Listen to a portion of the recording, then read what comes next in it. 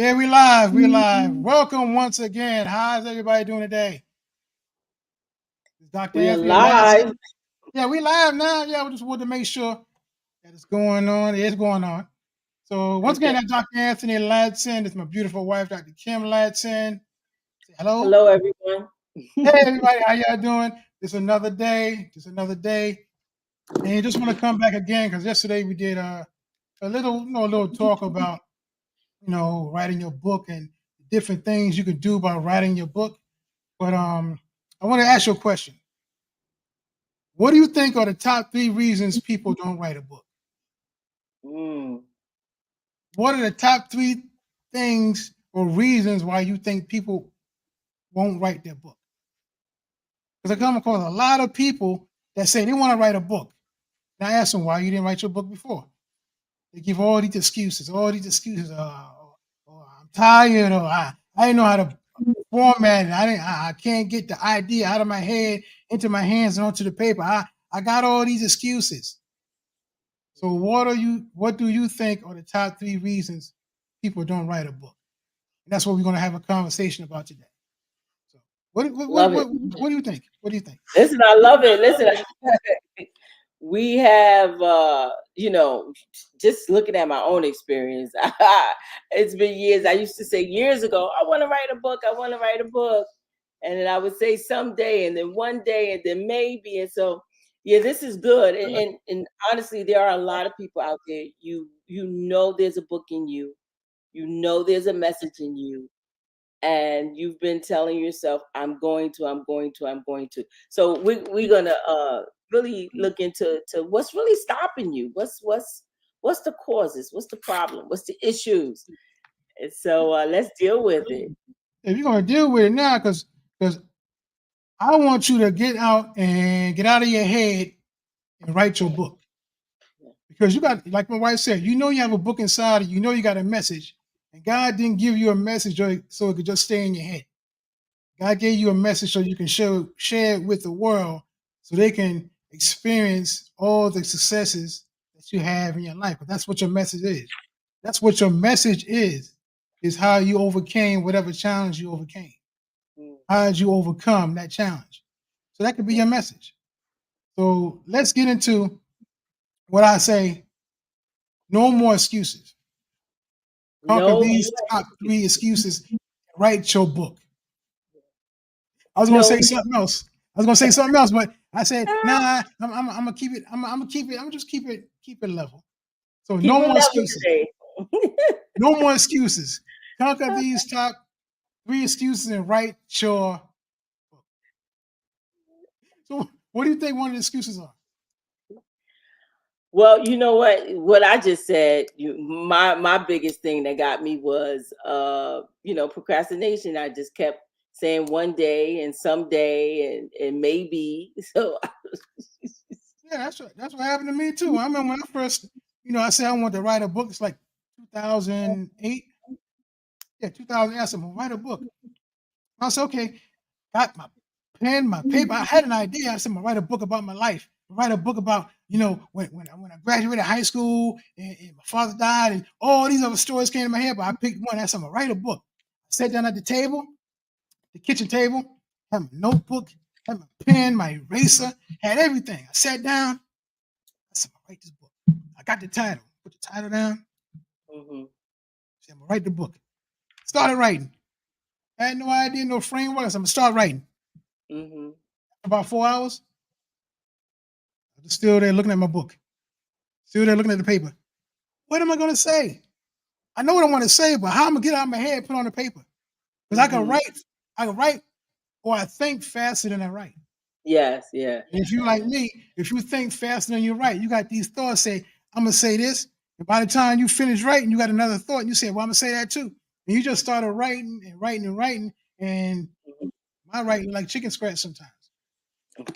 And then I come back and try to read it. I like, wait a minute, hold on, wait a minute, what's that word right there? No, it ain't that. No, it don't make no sense. So at the end of the day, I had a half a page of chicken scratch. Wow. Okay. A Okay. half a page of chicken scratch. So if you tell me to go back and read what I had, I got the title. I know what I started writing, but everything in between was like, is that the or they? Is that Mike or mine? What it wasn't too good. Let's say it wasn't too good. Wow. Then the next day, I said, I got my idea now. I'm gonna write a little bit slower. I ain't gonna think as fast. I sat down on the paper, on a chair, and with the paper, started writing again, got the title. So I know what I'm talking about. I'm gonna talk about, when I graduated high school and everything started happening, and I realized that it wasn't my fault that my father passed away. I said, I got it now. I'm gonna write that down. I'm gonna write that down. Started writing. And then I said, what am I gonna put with it? What am I gonna add to it? How can I explain it instead of rambling on and on and on? And then by the time the day finished, I had another half a page. Half was chicken scratch, and the other half was I'm gonna write about the story after I graduated high school and I realized I wasn't the reason my father died. I paid enough attention to keep him alive until the paramedics came, and when my sister told me that, it opened up my whole world of pay attention. So I was like, it wasn't my fault. I kept him alive until the paramedics came, and when they came, they said it was too late, but he was still alive when they came. And they go, all right, wow. So on that half a page, I knew what I wanted to say, but I didn't know how to frame it. I knew what I wanted to say, but I didn't know how to put it on the paper. Half a page, half was chicken scratch. The first time was a whole chicken scratch. This time was a half chicken scratch with half a thought, but it was progress. So I had no more excuses on how to write the book. That's the point I want to put. So you just started writing. I just started writing. I didn't know what I was doing, but I started writing. Yeah. Even though I didn't know what I was doing, I started writing. After that, I put it down and said, I'm gonna learn how to write a book. It took me a couple of years, but I learned how to write a book, and me and my wife learned how to write books, not just write books, become an author. Because I told you yesterday, the difference between an author and somebody who write a book, somebody that just write a book, they're just writing a book. They have no format.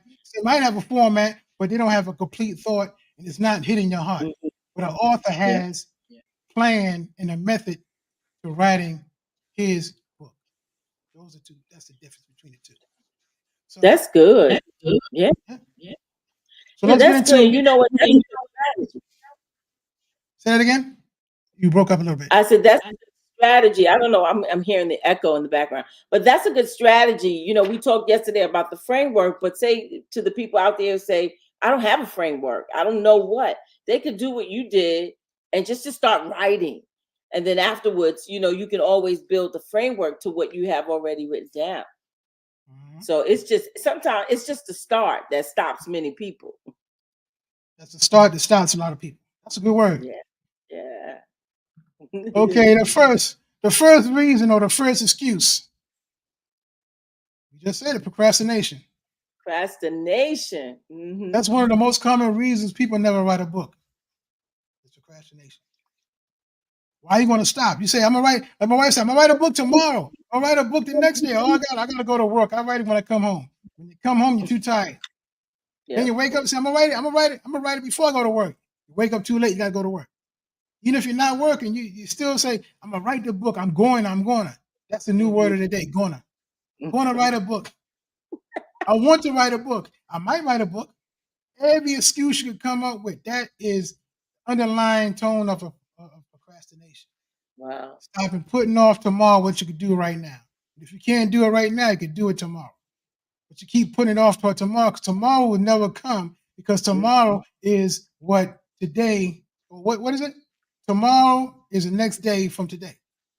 So when you say tomorrow, when tomorrow comes, it's still going to be tomorrow that day when tomorrow comes, right? Okay. Yeah. You're going to keep saying, I'm going to do it tomorrow. Tomorrow's going to keep coming around. You're never going to get to it. So if you say, I'm going to write my book now. Yes. Write the book now. Now can be 10 minutes from now. Because every time you say now, 1 second from that now is another now. Wow. So just say, I'm going to write my book now. That's right. Yeah. And So maybe go ahead.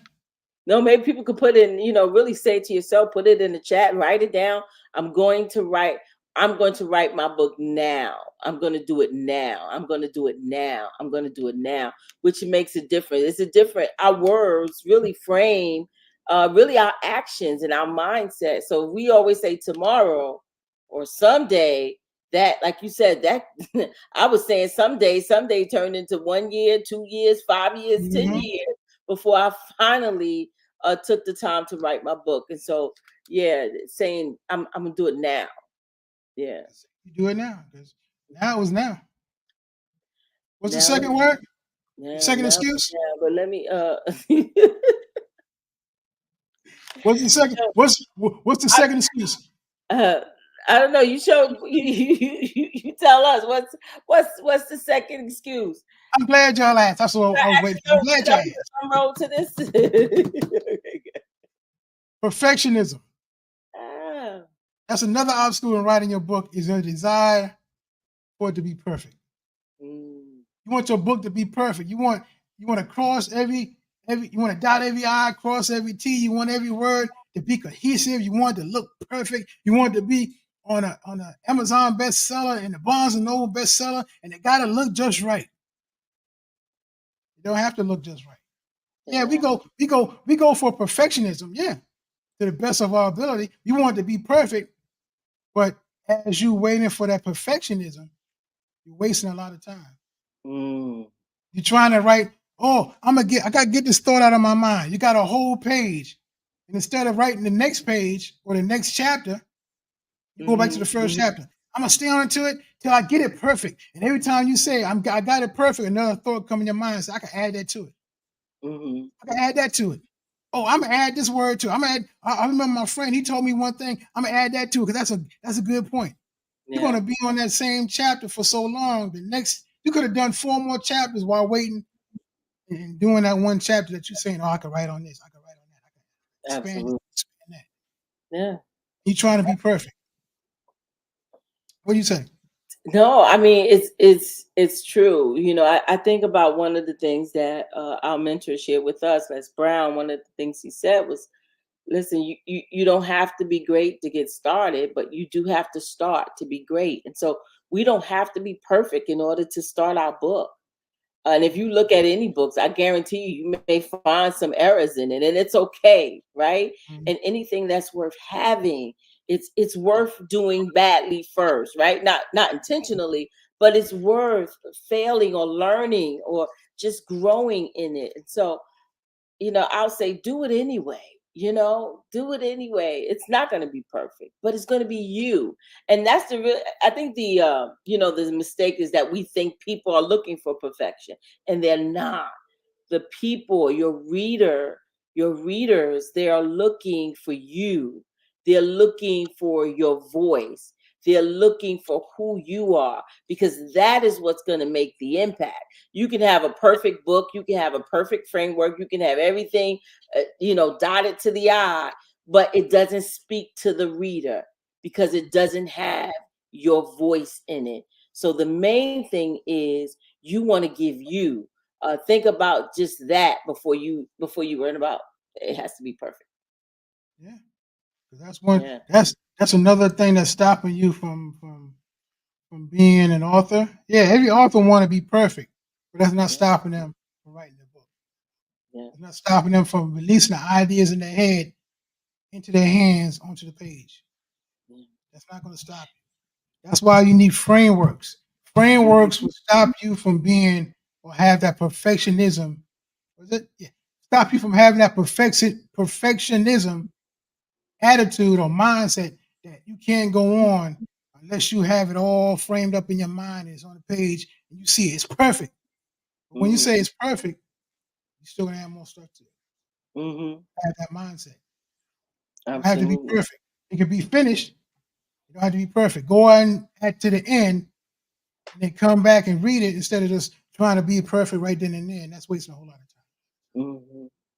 I think really the thing is like just get it out, right? Because there are so many you've been waiting for years. People have been waiting for years. Just get it out. Put it out there. Write it on the paper. And there's some other ways that you can do it too. If you're not a writer, you can explain that, Dr. Ladd, the different ways, and maybe you'll do another one on that, on how you can put your words to paper or put it in book format. If you say, well, I'm not a writer, I can't, like Moses said, oh, I'm not a speaker, but there are different ways now, technology that we can use to get your message out there. Absolutely. And number 3, fear of Ta-da. criticism. The fear of criticism or rejection can be a powerful deterrent for potential authors. Even if you're an author already, it's a deterrent because you're always thinking, oh, what if I'm not good enough? What if they say it doesn't make any sense? Or why did they write this book? Who gave them the authority to write this book? Why did they write this book? Who they think they are? All those thoughts and all those words and opinions of people don't mean a thing. It's your story, it's your message, and it's your Absolutely. interpretation of how you want to release it to the world. Don't worry about what they Ab- think. Don't worry about what they no. say. It's your message. Absolutely. I say get a garbage can and put all the people's opinion and just dump it in there. It doesn't matter. Forget about what people say. Who gave you the authority? God gave you the authority. If you got the message, if it's in you, then you have the authority to bring it out. If you don't have a message, then it's not for you to bring it out. But if you have that message, it's in you. The fact that you have it gives you the authority to give it, right? Because Yeah, if say you it didn't again. have it, yeah, the fact that you have it gives you the authority to give it. No one gave it to you. God gave it to you. So another person's opinion, well, who says who cares? Who cares? Because really, that message, we have to look at it like this: that our message or our books, really, when we talk about being an author, is not for you, but for other people, for you to help change someone's life, for you to help better someone's life. That's why it's important for you to get it out. Yeah, it's important for you to get it out. Because Yeah. think of it like a seed. Your message is a seed. And since it's a seed, once you plant it, it's going to produce fruit. So whatever your message is, maybe it's a message that you overcame something. Since you overcame it, and that's a seed within you, once you put it on a book or once you release that message, the person that receives it is going to go inside their heart or their soul or their spirit, whatever way you want to say it. It's going to go in their spirit. It's going to produce fruit. What's the fruit? They're going to get the same results that you have gotten if you explain it to the best of your ability in your message. How you overcame whatever you overcame. You did it this way in the framework. You did it this way, you did it that way. You give some obstacles you might have to overcome, but they still can overcome it because you overcame it. And Mm-hmm. since you overcame it, you planted that seed. If they follow your message and follow your method and follow your framework, they'll get the same results you have got. So that's why your message is so important. Your message is really a seed to help those that God called you to minister to or call you to serve. Give it out so when they receive it, they're gonna get the same fruit that you received because you overcame the same situation. I love that. I love the fact that you said it was a seed. I mean, that is powerful. Your message is a seed. I didn't even think about it like that.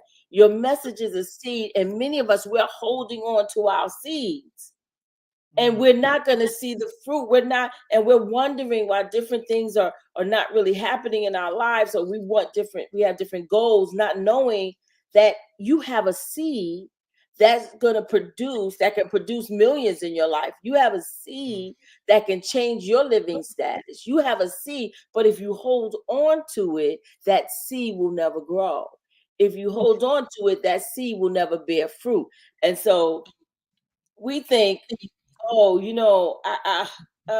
we got we just said the procrastination, or someday, or it has to be perfect. And what if someone criticize? What if it ain't right? We're holding on to the seed, mhm. and our job is to plant that seed, to release that seed, so that the fruit can grow. Ooh, that's a powerful Yeah. thing right there. I didn't even think about it like that. You said that. Woo, a Yeah, it's a message is seed. a seed. Wow, The message wow, is the seed. that's And one of good. the ways to release that seed is to release it into your book It's releasing as into an your author, book. not just writing a book as an author, because an author going to strategize on how he's going to plant that seed and how he going to cultivate the ground before he plant the seed. Once you cultivate the ground of that person who's reading your book, they're going to have that seed planted within the good soil which you already cultivated in their life just by reading your book. But we're going to go into that a little bit deeper in the other teachings because, like I said, I don't want to keep it too long. It's already 20 minutes, and we just want to share with you in the conversation. The conversation of top 3 excuses people who or top 3 excuses that prevent you from writing your book. Just want to talk, have a conversation. In the top 3 are procrastination, perfectionism, and fear of criticism. So we just wanted to share that with you, and where's this at? Want to share that with you and let you know that you have a message, you have a mission. Your mission is to release your message to the world so they can get the same results that you have got. Why? Because you are the messenger. So what do you want to I say? love it. Beautiful. No, I love it. There it is. It I'm is? gonna Okay. release my message. That's it. That's it. Release And my then Type in the feed, I'm gonna release my message. That's what it is. Type in the feed, I'm gonna release my message. release So my message. Yes. All right. we're gonna come back. Like I said, we're gonna come back, look out for us. We're gonna say, you got a message, you got a mission, release your message, type in the feed, and we'll see you next time. So next time, be blessed. All right. Be blessed, my friend.